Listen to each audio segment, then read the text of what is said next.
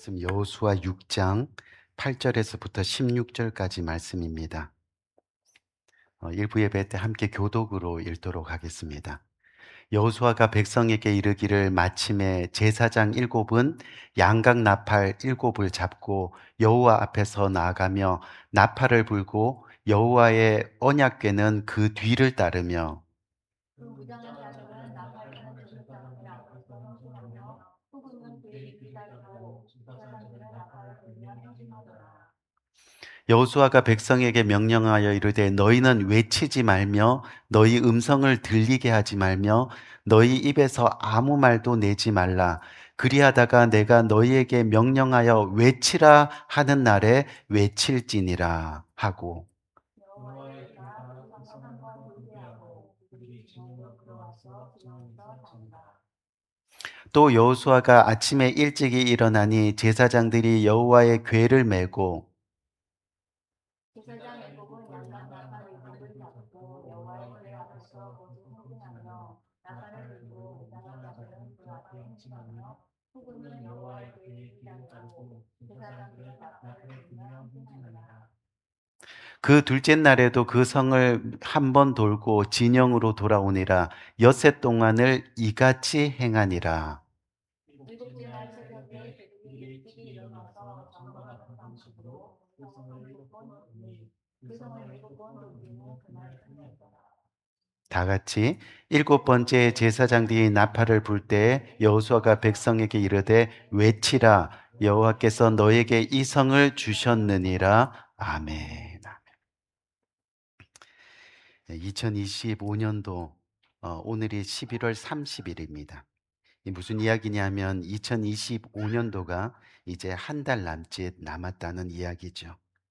우리 모두가 하나님을 믿는 그리스도인으로서 지금까지 또 오늘까지 열심으로 달리고 또 살아왔는데, 그렇다면 과연 2025년을 보내는 이 시점에서 우리의 현재 모습, 이 현재 그리스도인의 모습은 어떤 모습으로 평가되고 또 비추어지고 있는지 이 올 한 해를 돌아보면서 진정으로 한번 살펴보기를 원합니다. 그래서 오늘부터 3주 동안 우리가 품격 있는 성도라는 제목을 가지고 저와 여러분들 지금 현재 신앙의 현주소를 보면서 함께 스스로 도전받고 또 은혜를 받는 그런 시간을 가지려고 합니다. 그래서 오늘은 그 첫 번째 시간으로 한번 따라해 볼까요? 순종의 품격. 순종의 품격. 이 순종의 품격. 과연 품격 있는 성도는 어떤 순종의 품격을 지니고 있어야 할까요? 라는 그런 내용을 가지고 함께 은혜를 나누려고 합니다. 이 먼저 품격이라는 단어가 무슨 뜻인지 우리는 살펴봐야 하겠습니다. 제가 사전에 한번 살펴보니까 간단하게 이야기하면 사람에게서 느껴지는 인격이라고 정의하고 있습니다. 우리가 품격을 지녔다라고 한다는 것은 뭐냐면 그 사람에게서 느껴지는 인격이라는 거죠. 그래서 품격은요, 나라는 사람이 갖추고 있는 인격을 나 아닌 다른 사람이 느끼고 평가하는 품위를 이야기하고 있는 겁니다. 쉽게 말해서 이 품격이라는 것은요, 타인이 나를 볼 때 느끼는 인격과 행동의 수준을 말하고 있다는 그런 이야기입니다. 그렇다면 품격 있는 성도는 어떤 사람일까요? 이 품격 있는 성도는 말이나 행동, 그리고 삶의 모습이 예수 그리스도의 본을 따르는 수준까지 변화되고, 그리고 그 변화된 모습을 다른 사람들이 보면서 야, 정말 그리스도의 품격이 느껴집니다 라고 했을 때 그런 사람들을 우리는 품격 있는 성도라고 말할 수 있게 되는 겁니다. 여기서 예수 그리스도의 본을 따르는 수준까지 변화되는 모습이 바로 품격 있는 성도라고 이야기했는데, 그 이유가 뭐냐면요, 바로 우리가 쓰고 있는 이 품격이라는 이 단어의 격자가 바로 잡다라는 그런 뜻을 가지고 있기 때문입니다. 즉 주님의 사람들은 자신의 말과 행동을 그리스도의 본을 따라 계속해서 바로잡고 나갈 때 우리는 진정 그리스도인의 품격을 가질 수 있게 된다는 겁니다. 그것이 우리가 쉽게 말하는 변화이고 그것이 품격이라는 그런 이야기입니다. 그런 품격 있는 성도로 변화되기 위해서 우리가 바로잡아야 될 신앙의 모습이 뭐냐는 거지요. 그것을 우리는 한번 살펴볼 필요가 있습니다. 그래서 오늘 본문은 우리가 정말 품격 있는 성도가 되기 위해서는 순종의 품격을 바로 알고 바로 잡아야 한다라고 우리들에게 말씀하고 있는 거예요. 오늘 본문의 배경은 우리가 잘 알고 있습니다. 어떤 배경을 가지고 있죠? 이스라엘이 지금 막 요단강을 기적적으로 건넌 것에서부터 오늘 본문은 시작이 됩니다. 이스라엘 백성들이 요단강을 건널 때요, 요단강이 홍해처럼 갈라지고 그 강바닥이 마른 땅처럼 되었다라고 그렇게 이야기합니다. 그리고 그 기적을 직접 눈으로 보면서 이스라엘 백성들이 요단강을 건넜다는 거죠. 무슨 얘기냐면 그 일로 인해서 이스라엘 백성들 지금 어때요? 사기가 충천해 있다는 겁니다. 야, 정말 하나님이 인도하시네? 정말 하나님이 가나안 땅을 우리들에게 허락하시는구나. 그런데 또 반면에 그 소문이 가나안 땅에 있는 하나님을 믿지 않는 우상을 섬기는 이방인들에게도 전해졌습니다. 그 소식이 전해지면서 가나안 사람들 전체가 그 소식을 듣고 두려워하기 시작했다라고 성경은 이야기합니다. 오늘 본문 앞장인 5장 1절을 보니까요, 가나안 사람들의 모든 왕들이 한두 사람이 아니라 여리고 성에 있는 사람들만이 아니라 가나안 사람의 모든 왕들이 여호와께서 요단강을 이스라엘 자손들 앞에서 말리시고 그들을 건너게 하셨음을 듣고 마음이 녹았고 이스라엘 자손들 때문에 정신을 잃었더라 라고 그렇게 말씀하고 있습니다. 지금 가나안 사람들이 마음이 녹았습니다. 두려워서 정신이 하나도 없다는 겁니다. 이에 비해서 이스라엘 백성들은 하나님이 하신 역사를 보면서 자신감이 하늘에 찌르는 겁니다. 이런 상황에서 가나안 땅의 첫 여리고 성과의 전쟁은 이미 승리한 거나 다름없습니다. 성공이 지금 눈앞에 보이는 겁니다.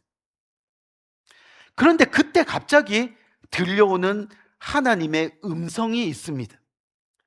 그게 뭐냐면 여호수아 5장 2절에서 3절을 보니까 그때 여호와께서 여호수아에게 이르시되 너는 부싯돌로 칼을 만들어 이스라엘 자손들에게 다시 할례를 행하라 하매 여호수아가 부싯돌로 칼을 만들어 할례산에서 이스라엘 자손들에게 할례를 행하니라. 여러분 한번 생각해 보세요. 지금 이스라엘 백성들의 자신감이 중천에 있고 또 이 상태로 여리고성으로 돌진하면 여리고성을 차지하는 것은 시간 문제입니다. 근데 갑자기 하나님께서 뭐 하라고요?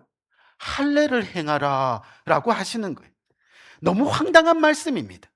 아무리 하나님 말씀이라 하더라도 상식을 벗어나는 것 같습니다. 사실 전쟁터에서 할례를 행하는 것은 자살 행위입니다. 우리가 창세기를 보면 알 수 있잖아요. 야곱의 아들들이 자기 여동생을 겁탈한 족속들을 진멸할 때 어떻게 했습니까? 그 족속들이 다 할례를 받고 누워 있을 때 가서 완전히 진멸했습니다. 이게 할례라는 겁니다. 그런데 왜 하필이면 이 성공을 눈앞에 둔 시점에 여리고 성 바로 코앞에서 하나님은 이스라엘 백성들에게 할례를 행하라고 하시는 거냐는 겁니다. 하나님의 백성들이 거룩한 할례를 행하는 것은 사실 당연한 일입니다. 오늘날 하나님의 백성들이 거룩한 성찬과 침례를 행함으로 나는 세상과 구별된 하나님의 사람입니다 라고 하는 것은 당연한 일이라는 겁니다. 당연히 해야 되는 거죠.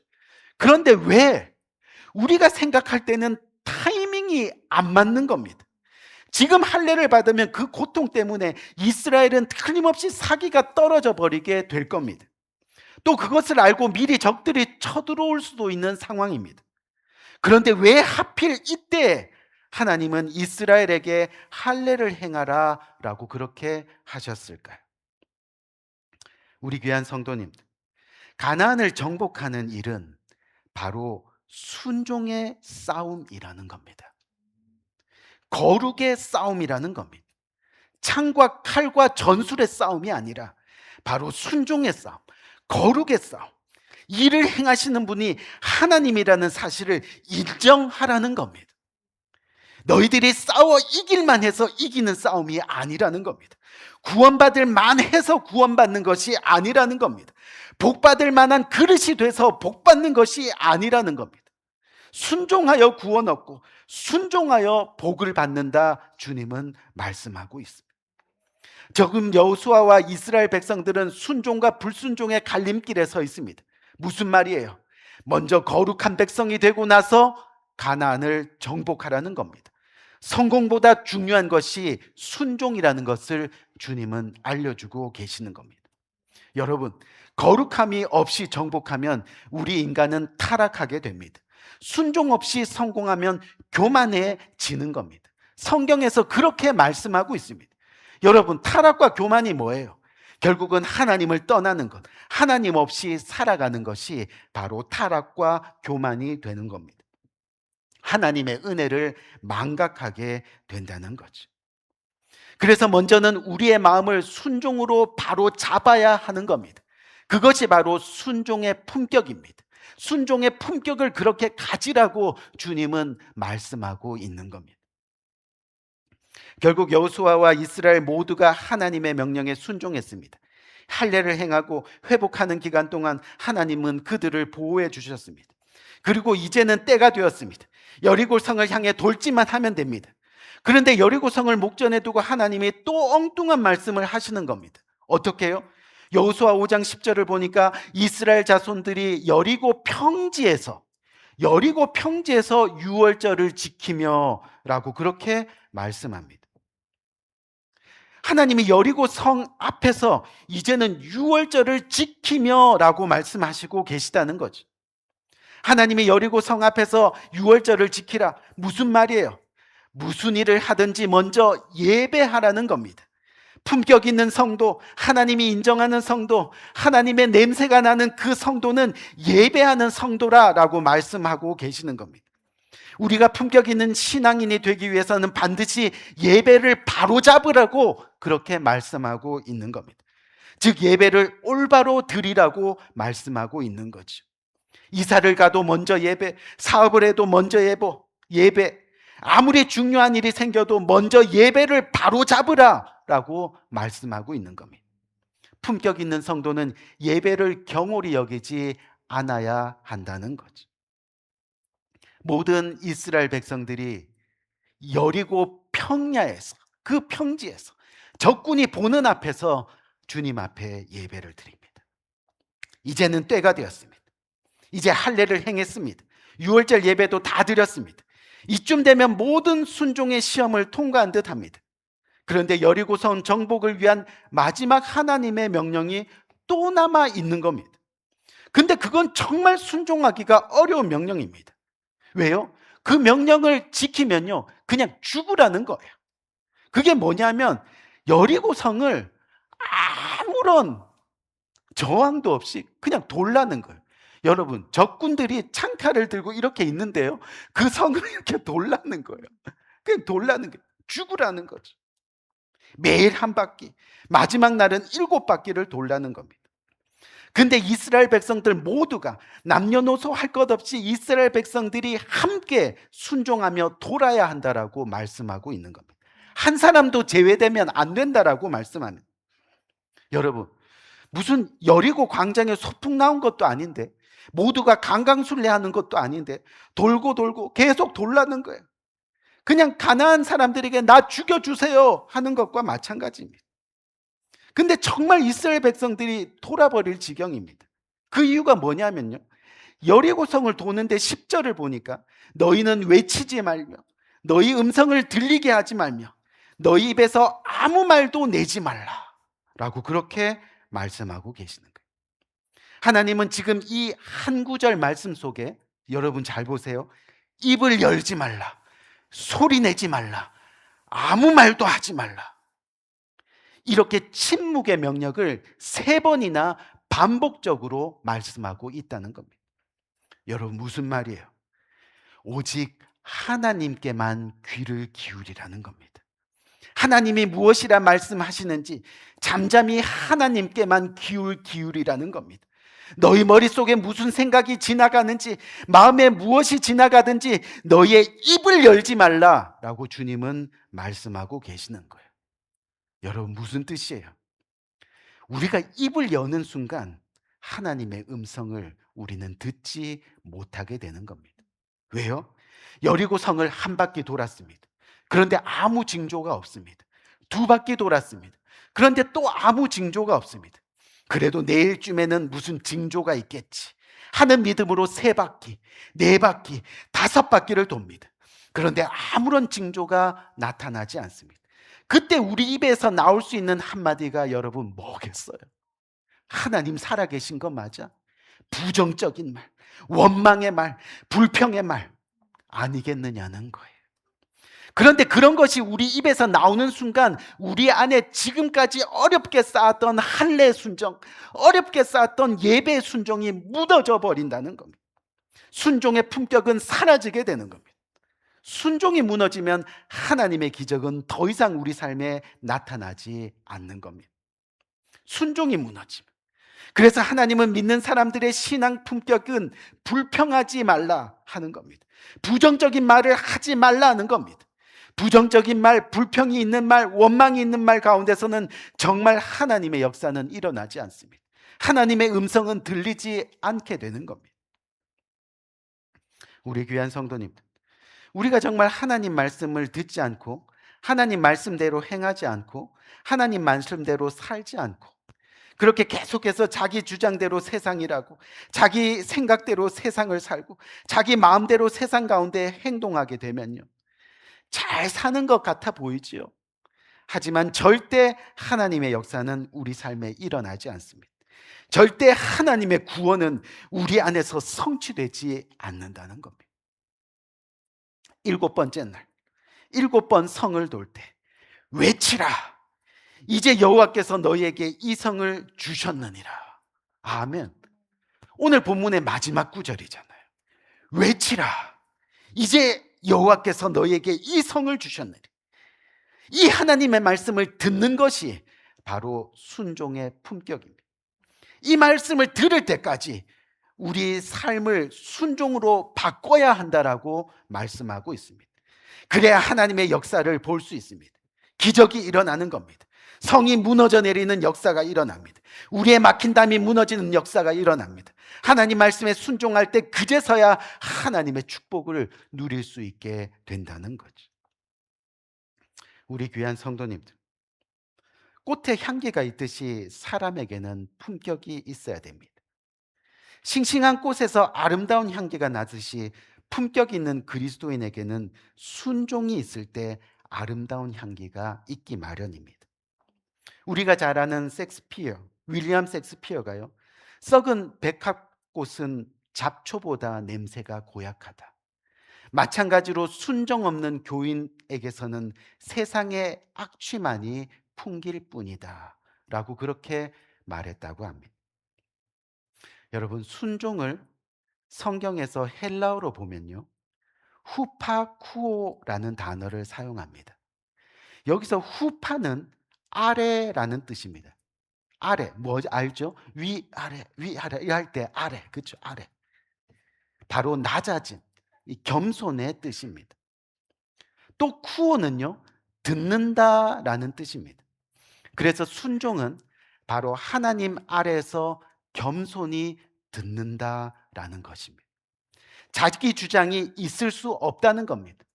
듣는 겁니다. 그게 바로 순종입니다. 성경이 말하는 순종은 내 마음에 동의가 될 때까지만 순종하는 것이 아닙니다. 이해가 될 때만 순종하는 것이 아닙니다. 내게 유익이 있을 때만 순종하는 것이 아닙니다. 순종은 자기 주장 없이 겸손히 듣는 것이기 때문에 먼저 순종하라는 겁니다. 이해하고 알고 믿는 것이 아니라 믿으면 이해하게 되는 것이 바로 순종이라는 겁니다. 순종하면 알게 되고 순종하면 깨닫게 되더라는 거죠. 여러분, 하나님을 이해하고 알고 그래서 믿는 것이 아니라 먼저 믿으면 알게 되는 겁니다. 그것이 바로 순종입니다. 너희는 주 예수 그리스도를 믿으라. 아멘. 믿는 것, 먼저 믿는 것이 순종이라는 겁니다. 창세기에서 하나님께서 이 아브라함에게 무조건 떠나라 말씀하시죠. 그때 사실 아브라함은 본토 친척 아비 집을 떠날 상황이 아니었습니다. 또 어디로 떠나야 될지 갈 바를 알지 못했다라고 말씀하고 있습니다. 하지만 겸손히 듣고 그 말씀을 따랐을 때, 즉 순종했을 때 하나님은 아브라함으로 하여금 큰 민족을 이루는 축복을 허락하여 주셨다는 겁니다. 우리 귀한 성도님들, 지금 우리 신앙의 현주소는 어디에 있습니까? 순종의 품격이 저와 여러분들에게 있습니까? 하나님 말씀을 겸손히 듣는 순종의 모습이 우리들 가운데 보여지냐는 거죠. 그래서 순종을 통해 하나님의 역사가 우리 삶에서 간증으로 나타납니까? 그렇다면 다행입니다. 하지만 그렇지 않으면 올해가 가기 전에 할례의 순종, 뭐예요? 세상과 구별된 거룩함을 우리가 바로잡아 나가는 예배의 순종, 예배의 자리, 하나님이 가장 기뻐하는 자리에 열심으로 이 예배를 경외함을 우리의 마음을 바로잡아가는 그런 신앙의 도전과 노력이 있어야 한다는 겁니다. 바라기는 품격 있는 그리스도인으로 순종의 품격을 가지고 하나님께도 사람에게도 당신이 정말 믿음의 사람입니다, 그렇게 인정받는 우리 모두가 되기를 주님의 이름으로 간절히 축원드립니다. 우리 한번 기도할까요?